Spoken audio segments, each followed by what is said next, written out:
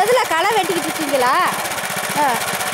ஆள் விட்டு வெட்டுறதுக்கு இப்போ இந்த மிஷின் மூலமாக களை வெட்டுறதுக்கு என்னென்ன வித்தியாசம்? ஆள் கூலி அதிகமாக இருக்கிறதுனால இது செலவு கம்மியாகும். ரெண்டாவது வந்து களை வெட்டுறத விட இது நல்லா ஆழமாக உழுகிற மாதிரி. உழுகிற மாதிரியே ஆழமாக உழுகுதா? எங்கே கொஞ்சம் ஓட்டி காமிங்க.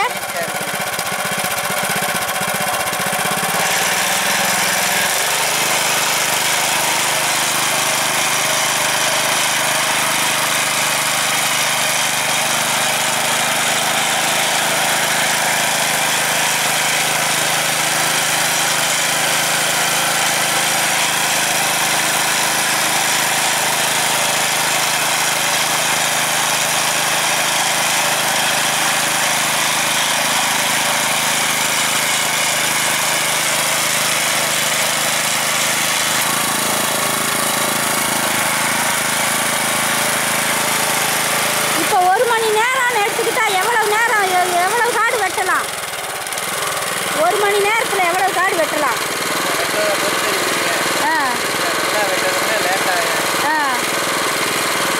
ஆட்கள் மூலமாக வெட்டுறதுக்கு இது பரவாயில்லைன்னு சொல்றீங்களா?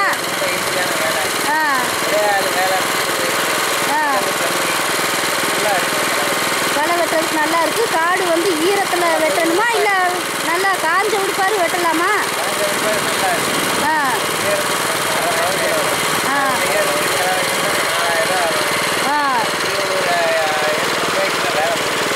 ரூபாய்க்குள்ள. இப்போ இது பூராமே இதில் தான் இப்போ வெட்டுனீங்களா?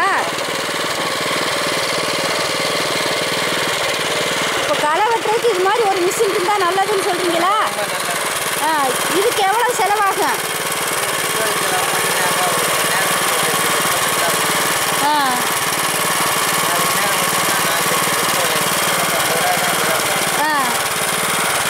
இது வந்து நீங்கள் சொந்தமாக வாங்கியிருக்கீங்களா வாடகைக்கு எடுத்துகிட்டு வந்தீங்களா?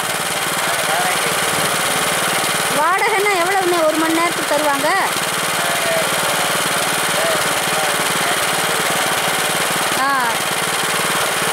இரநூறுவா வந்துடும் ஒரு மணி நேரத்துக்கு வாடகை, பெட்ரோல் செலவு. அது அப்போ 500ரூவாய்க்குள்ள வெட்டிடலாம்.